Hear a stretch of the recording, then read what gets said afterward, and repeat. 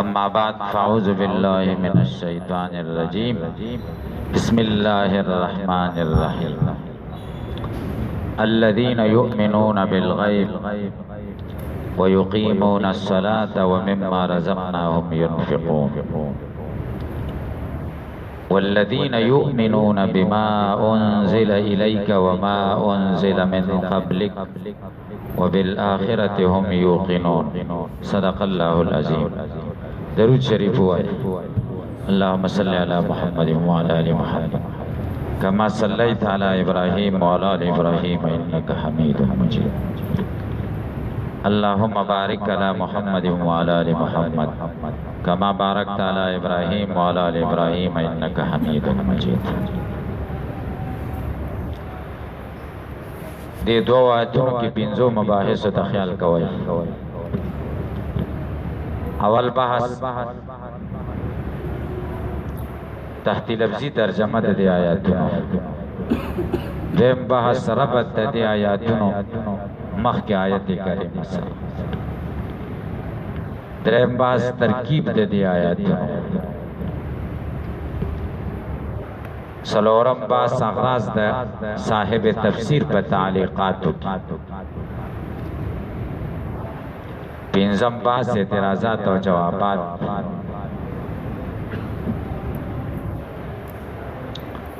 اول بحث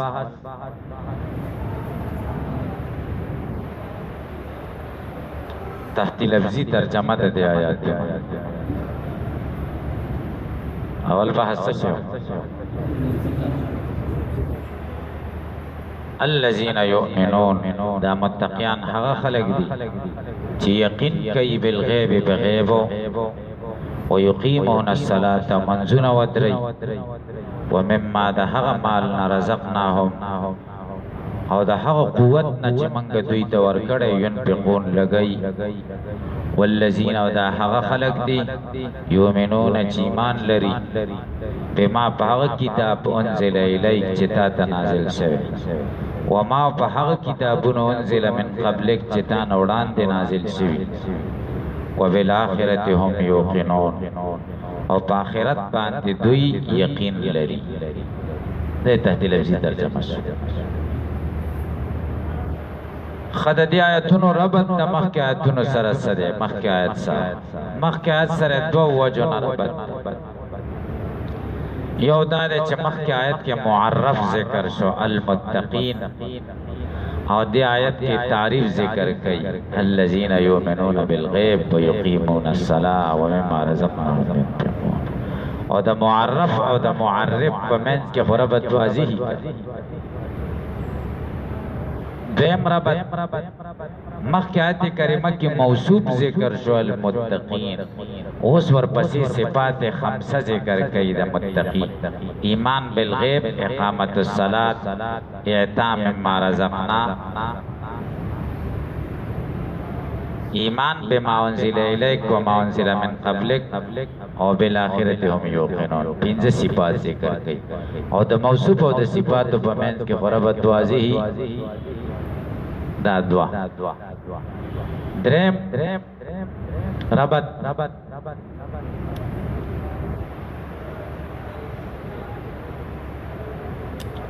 مخکې آیت کریمه کې د کتاب ذکر وشو.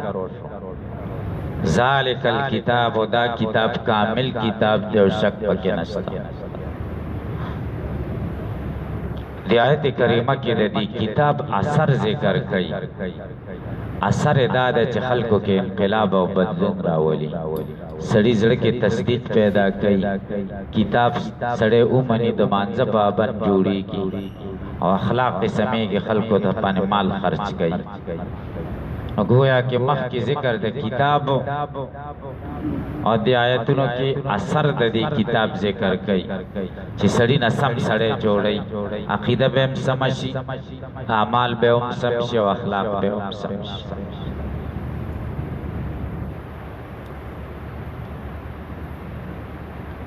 دی آیت کریمه کې د مؤمن د متقی درې صفاتونه ذکر کړي. اول ایمان بالغیب، دویم اقامت الصلاة، او دریم انفاق فی سبیل الله. د دې درو په منځ کې خپل ربط سره درو په منځ کې ربط دا ده چې د ایمان بالغیب تعلق د عقیده سره دی او د اقامت الصلاة تعلق د عمل سره دی و مما رزقناهم ينفقون د انفاق تعلق د اخلاق سره دی معنا دا ده چې متقی دي ته وي عقیده به هم صحیح یؤمنون بالغیب عمل به هم صحیح و یقیمون الصلاة اخلاق به هم صحیح د بل مسلمان غم به ور سره غبل وګي لنور کوي او تن دل او مما رزقناهم ينفقون تاسو په پوښتنه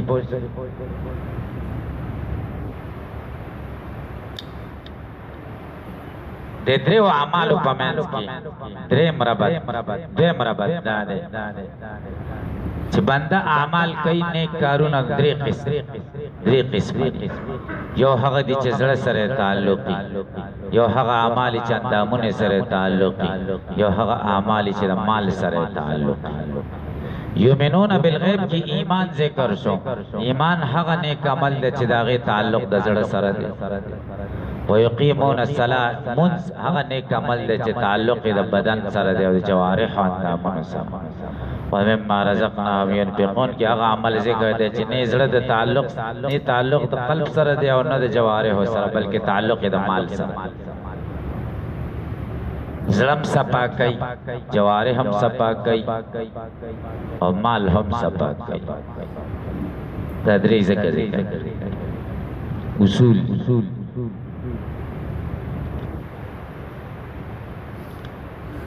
دریم بحث ترکیب د دی آیت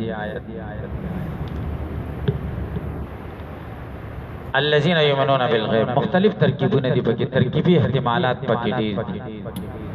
یو آسان به کو انقطاع الذين يؤمنون بالغیب دا موصول سره د سلینا دا به خبر کو د مبتدای محذوف پیدا پاره چې هم الذين يؤمنون بالغیب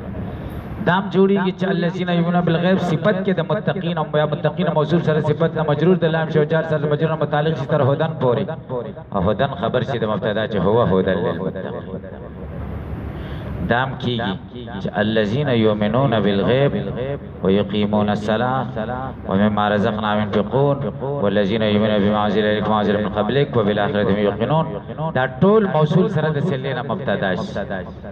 اولئک علی هدى من ربهم دا ورته خبر تاسو په پوښتنه دا سیم جوړی دی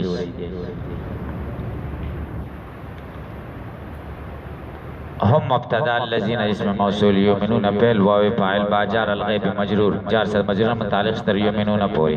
پہل سره د فاعل او سره د متعلق نا جمله پہلیه معطوف علیه او حرف تفیقیمون پہل واو فاعل الصلاه مفعول جمله پہلیه د معطوف اول شو او حرف من جارا ما موصول رزقنا پہل او فاعل هم مفعول شو پہل سره د فاعل او سره د مفعول نه جمله پہلیه سره د ماشوا موصول سره د سلینا مجرور د من شو جار سره د مجرور نه تعلق نشي تر ينفقون پوری ينفقون پہل سره د فاعل او سره د متعلق نه جمله پہلیه معطوف ثانی شه د یومنون د پارا معطوف علیه چې یومنون د سره د دواړو معطوفاتونه سره د الذين شوا موصول سره د سلینا د معطوف علیه شه خبره تم خیال لیکنه و حرف الذين موصول يؤمنون پہل و فاعل باجار ما موصولا انزل پہل ضمیر پکې هغه نائب فاعل له جار مجرور متعلق سے تر انزل پوری انزل پہل سره د ضمیر او سره د نائب فاعل او سره د متعلق سله د ماشا موصول سره د سله نه د معطوف علیه او حرف ما موصولا انزل پہل ضمیر پکې مستتر هغه فاعل من جار نائب فاعل من جار قبل کا مجرور جار سره مجرور نه متعلق سره زیره پورې انزله پیر سره د نائب فاعل سره د متعلق نه جمله پہلیه سله د ماشوا موصول سره د سلینا دا معطوف شده ما انزله الیه د پارا معطوف علیه سره د معطوف نه مجرور د باشو جار سره مجرور تعلق نشي تر یومنون پورې یومنون پیر سره د فاعل سره د متعلق نه جمله پہلیه معطوف علیه وہ حرف باجار الاخرت مجرور جار سره د مجرور تعلق نشي تر یوقنون پوری صحیح شو او هم مبتدا یقینون پیل واو فاعل او بالاخره متعلق پیل سره فاعل او سره متعلق نه جمله فعلیه خبر د مبتدا شو او ترا سره د خبر نه جمله اسمیه معطوف شو د یؤمنون د پار معطوف علیه سره د معطوف نه سله د الذین شو موصول سره د سله نه د عطف شپ الذین یؤمنون بالغیب معطوف علیه سره د معطوف نه خبر د مبتدا شو هم ده هم الذین یؤمنون بالغیب ترا سره د خبر نه جمله اسمیه خبریه شو ترکیب ورسېده کوه رسېده زید الله پوج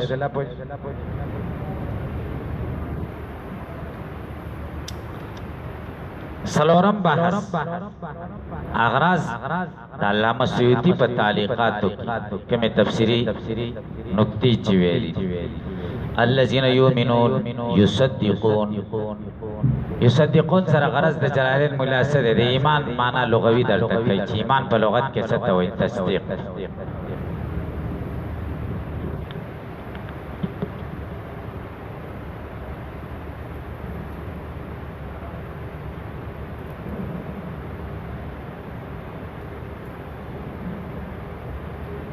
څه دلیل ده چې د ایمان نه دلته مراد معنا لغوي ده دلیل دار چې سله کې با راغلی د ایمان په سله کې چې با یا لام راشي نو د ایمان نه معنا لغوي مرادي چې نفس تصدیق صحیح یو ایمان لغوي دی او یو ایمان شرعي دی ایمان لغوي صرف تصدیق دی او ایمان شرعي عبارت دی د تصدیق بالجنان عمل بالارکان او اقرار باللسان نه پوره د متکلمینو په نسبت باندې اقرار او عمل د شروط او د محدثینو په نسبت باندې دا شطور دي اجزا دي داخل دي په ایمان د متکلمینو په نسبت ایمان بسيط دی او د محدثینو په نسبت باندې ایمان مرکب دی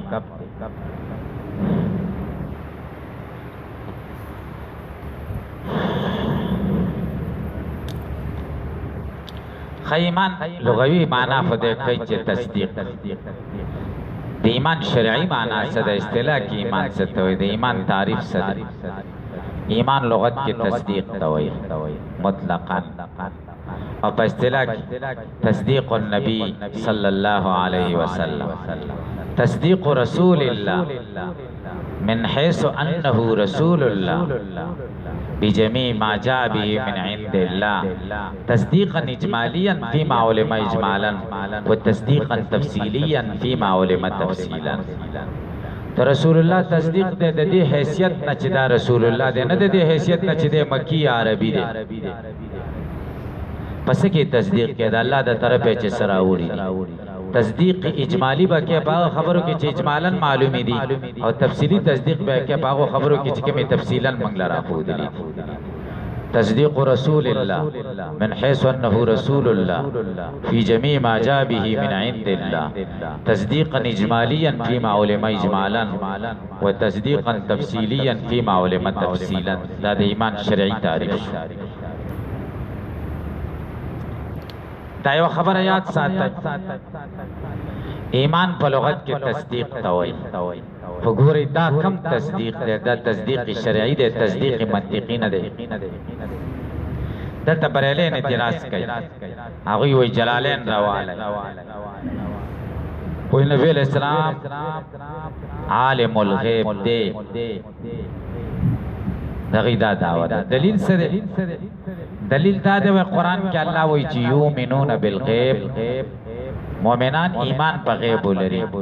او جلالین مولا د یؤمنون معنا څنګه کړی دا یصدقون بالغیب او تاسو د منطق په کتابونو کې ویلي دي چې علم په دوه قسمه دي تصور او تصدیق نو تصدیق قسم د علم شکه یؤمنون بالغیب معنا یصدقون بالغیب چې یصدقون بالغیب شته شو یعلمون بالغیب کړه ځکه تصدیق علم شکه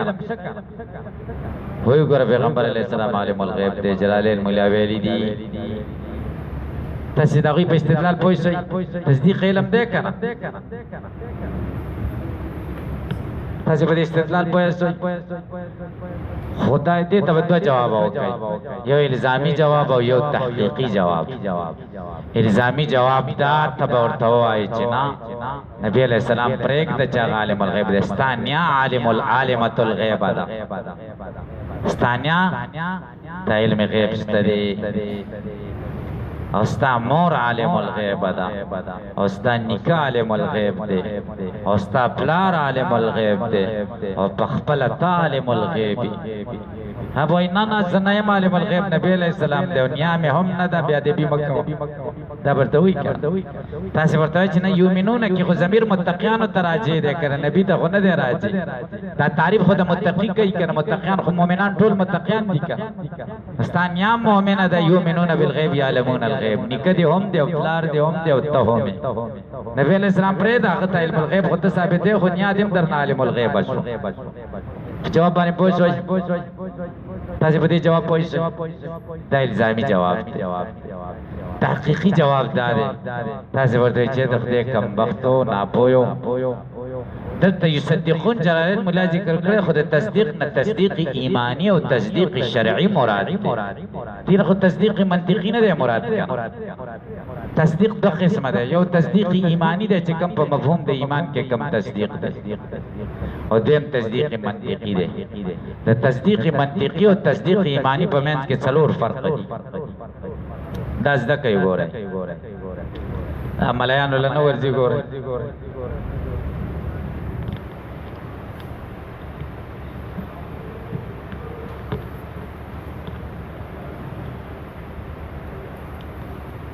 تصدیق ایمانی او تصدیق شرعی کې څه فرق دی اول فرق دا دی چې تصدیق منطقي دا د مقولې د کیف نه دی او تصدیق ایمانی دا د مقولې د فعل نه دی دیم فرق دا دی تصدیق ایمانی دا عمل دی او تصدیق منطقی دا علم دی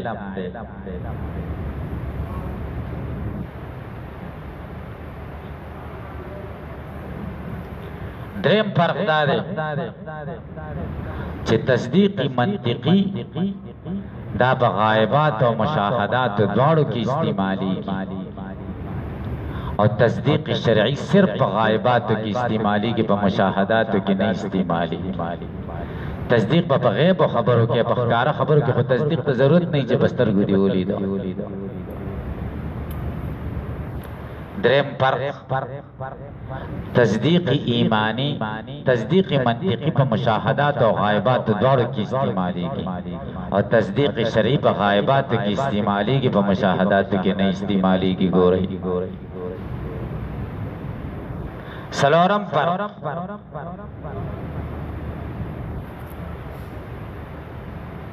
تصدیق منطقی دے کے تعظیم دا مخبر ضروری نہ دے اور تصدیق شرعی کے تعظیم دا مخبر ضروری دے پہ پوچھ ہوئی رسول اللہ تصدیق بم کے ایمان دے تو یو داغ تعظیم بدے ہم پزڑ کی اور پا تصدیق ایمانی کی تعظیم دا مخبر ضروری دے اور پا تصدیق منطقی کی تعظیم دا مخبر ضروری نہ دے دا چلور پر مسئلہ بانے پوچھ ہوئی کہ نہ دی وہی چلو تری صدیقون نہ تصدیق منطقی مراد دے حال دار ہے چلو دی نہ تصدیق شرعی و ایمانی مراد دے پا فرق بانے پوچھ ہوئی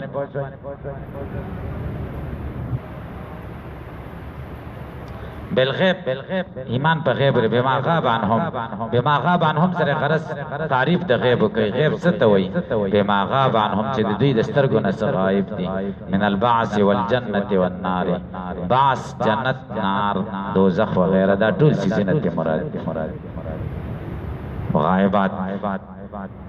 ویقیمون السلام دائیو خبر از دا کئی یو علم الغیب دے یو علم بالغیب دے دوڑو کے فرق دے گو رہی زمانگاو دا بریلینو چی اختلاف دے گو رہی پا علم الغیب کی اختلاف دے پا علم بالغیب کی اختلاف نشت او دی چې کوم واقعي ذکر کی چې نبی علیہ السلام ته پلان کی ځای کې دا چې چلو شو دا چې خورته معلومه شو دا قصه دا ټول واقعي د علم بالغیب یا پلان کې بزرگ خوب ولید او شی ورته د لری نخکار شو دا ټول علم بالغیب علم بالغیب خو زمونږ استاد ټول شته جنت او دوزخ موږ نه غایب دي که موږ ته مخامخ غایب دي او زمونږ په علم دی که نم دی ځکه علم دی چې زمونږ په تصدیق دی زمونږ په ایمان دی که دې ته علم بالغیب تصدیق بالغیب وایي یو علم الغیب دی علم الغیب غائب سیزونه تا ته بغیر د اسباب نه ښکارا کېدل دې ته علم الغیب وایي بغیر د اسباب نه غایب سیزونه ته ښکارا کېدل د عقل نه بغیر د وحی نه بغیر د حواس سلیمه نه بغیر تا سیزونه ښکارا شي دي ته علم الغیب وایي څه ته وایي علم الغیب اختلاف په دې سیس کې بس دې ته سوچ کوئ علم الغیب کلن او جزءا دا الله خاصه دا چاته نه دا ورکړي خاصه خداوندی دا نه کلی علم غیب مخلوق ته الله ورکړي دی ني جزئی ورکړي دا یو مسله یاد ساتئ زمونږ بعض ملایانو دي دیوبندیانو کتابونو کې چې نبی علیہ السلام ته جزئی علم غیب شته او مدلل ورته شته دا خطا شوی دی تاسو په پوښتنه بیا به دې دا معنا شي الوهیت د خدای صفت ده کنه ده خدای توب منګه وای خدای توب د قسمه ده یو کلی خدای توب ده یو جزئی خدای توب ده کلی خدای توب د الله صفت خاصه ده او جزئی نبی ته ورکړی دا سړی په مشرکی کې بنئ مشرک چې جزئی خدای توب نبی علیہ السلام ته ثابت ده مشرک ده کړه دقه شان لکه خدای توب چې د الله صفت خاصه ده علم الغیب د الله صفت خاصه ده چې څوک د دې قائل چې جزئی نبی علیہ السلام ته ورکړی دا جزئی مشرک او چې څوک د دې قائل چې دا کلی ورکړی دی دا کلی مشرک او مشرک خو کلی متواتر دی کنه مشکک خو نه دی تاسو په پوهه کې کنه پوهه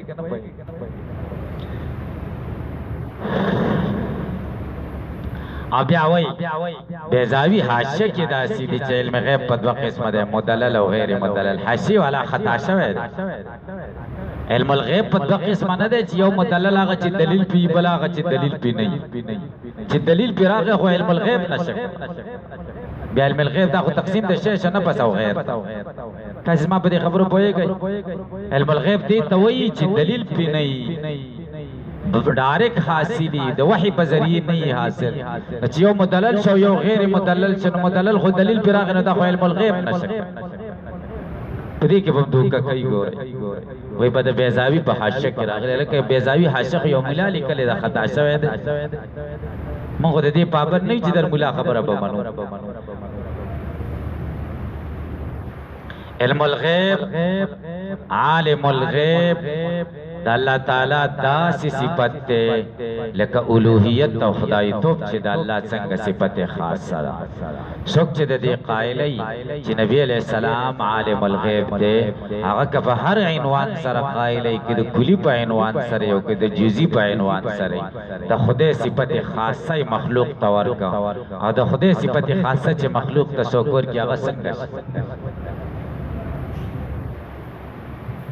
خو تاسو په پتو نه لګوي خی نوم بناله چې پلان کې مشرک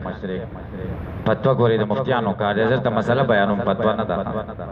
پتو دې ته چې موضوع کې دی او محمول په ور حمل کې زه موضوع نه متعین کوم زه په مسلې حکم کوم په مسلې زما حکم به بسې په مسلې باندې ګوري زما قضیه شخصیه بنئ تبعیه به تبعیه حکم به په طبیعت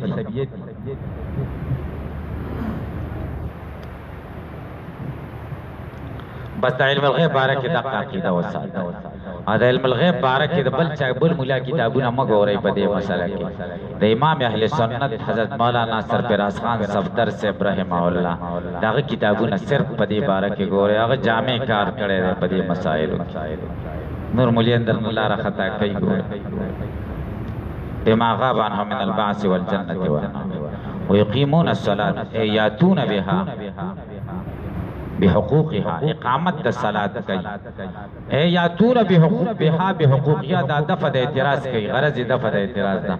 خلاصه د اعتراض دار چې اقامت خو ودرېدو ته یو ودرېدل خو ذویل اجسام کې راځي او صلات خو جسم نه ده ته جواب کې یا تون بها راتک کی پدی باندې بحقوقها اقامت سره اتیان لازم ده ذکر د ملزم ده چې اتیان اقامت مراد نه لازم ده چې اتیان مجاز مرسل ده ومما رزقناهم اعطيناهم چې موږ ورکړي دي د رزق معنی په اعطى رزقا يرزقو رزق حصي ته وایي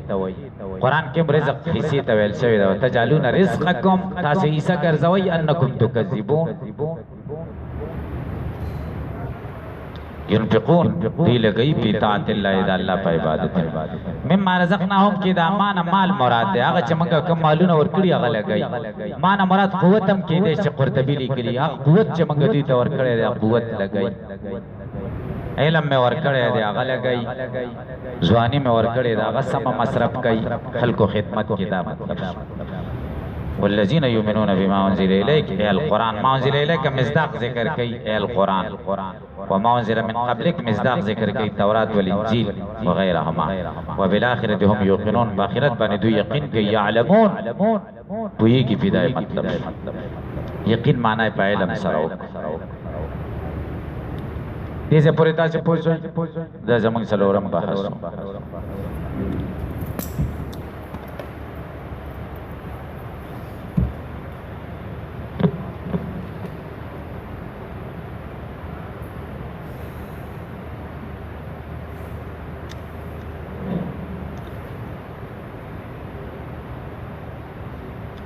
الذين يؤمنون بالغيب دلته تاسو اعتراض وارد چې دا جمله په مخ کې جمله ولې عطف نکاو والذين يؤمنون بالغيب دا سی ولې تاسو په جواب وکړئ کدا چې مستقل جمله شي مبتدا پکې حذف شي نو دا بیا جمله مستانه پش په جواب د سوال مقدره کې هدل للمتقین هدایت د متقیانو لپاره سائل سوال کې من هم متقیان سوق دي الله جواب کې هم الذين يؤمنون بالغيب او جمله مستانه په باندې هو حرف عطف نه داخلي ځکه په داخل او کوم مستقل جمله نشي نبی خدا عاطف سے سوال نه پیدا کی صفت شنو موصوف صفت په معنی کې په عاطف څوک راوړي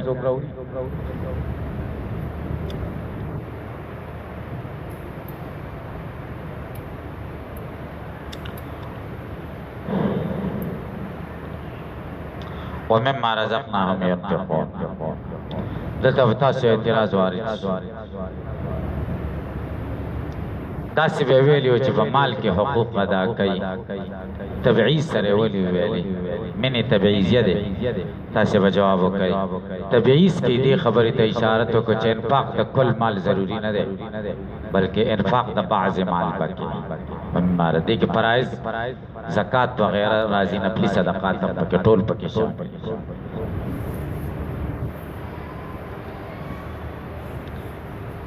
انفاق دا نفق نه ده نفق خروج ته وای او انفاق دې ته وای چې جیب نه پیسې راو باسي اخراج وکي او خلکو له ورکي دې نفقه ينفقو د نون فاقاب ماده چې کوم د دې کې خروج پروت دی والذین یؤمنون بما انزل الیک وما انزل من قبلک دا اوس یو اعتراض بدل ته پتا سواری چې مخکې ویل چې یؤمنون بالغیب په غیب ایمان لري نو په غیب ایمان لري دې کې قران هم راغی ما انزل من قبلک هم پکې راغلا آخرت هم پکې راغی بیا د دوباره ولې دا شیزونه ذکر کوي چې والذین یؤمنون بما انزل الیک وما انزل من قبلک وبالاخره سوال باندې پوښ جواب دار چې دا آیتونه د يهودو او د نصارا او پرد کې ذکر شي دا داسې چارج تنه دی برابر کړی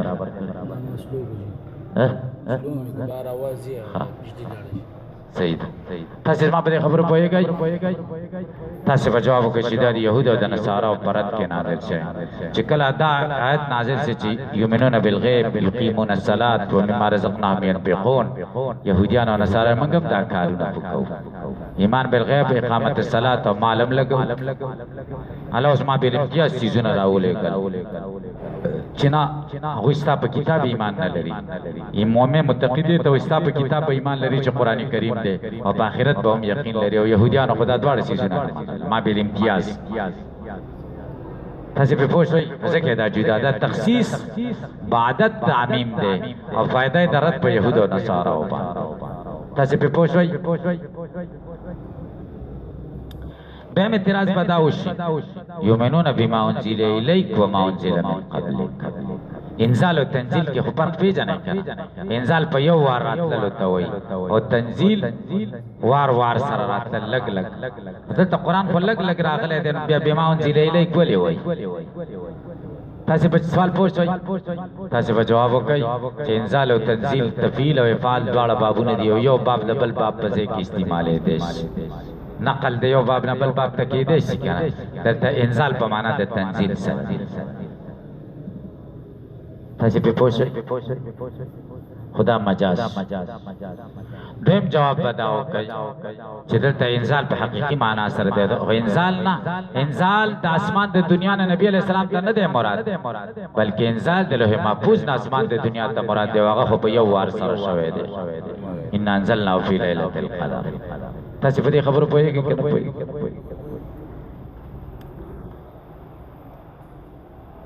دریم اعتراض بداواری چې وما انزل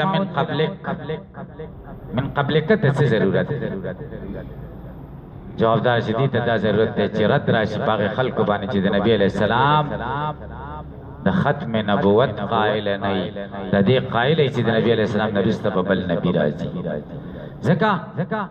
الله وی ایمان لري په ما انزل الیک و ما باغ انزل من قبلک چې تا وړاندې څه نازل شي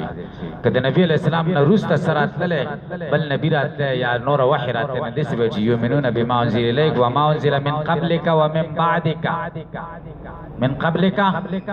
و من بعدک تاسو په پوښتنه وبالآخرة هم يوقنون دا بالآخرة صفت ده موصوف محذوف ده وبالحالة الآخرة حالت آخرت او اوس آخرت عالم ګرځیدل ده د قیامت د ورځې لپاره عالم دته قادیانی و خبره کړی دا مردار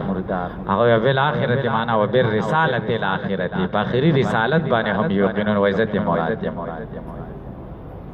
تاسو به پوښتنه جواب دار چې په رساله دا موصوف راوستل خو د قران او حدیث کې چرته نه دي ذکر دا ستاسو ځان نه خبره ده څه دلیل دی چې رسالت ته مراد یو جواب دین جوابو کې خصص د دامه و منل چې رسالت یو موصوف دی او بیر رسالت الاخرت دین ستاره رسالت نه دی مراد ورته زما رسالت دی مراد دی فما هو جوابک فهو جواب تاسو په پوښتنه رسالت مراد چې بیر رسالت الاخرت په اخري رسالت باندې یقین لري اخري رسالت ورته ستاره رسالت په دې خو ستاسو رسالت څخه دلیل نشته اخري رسالت عام شی دی تعین تا د کم ځای نه او چې ستاره رسالت دی مراد دی تاسو په پوښتنه دی یقین کې یقین ذکر کوي ایمان ذکر نه کدلتا چې آخرت په ورځ باندې ایمان صرف کار نه کوي یقین کار کوي یقین سړي یقین چې آخرت ورځ راځي غلط کارونه نه کوي درود شریف وایي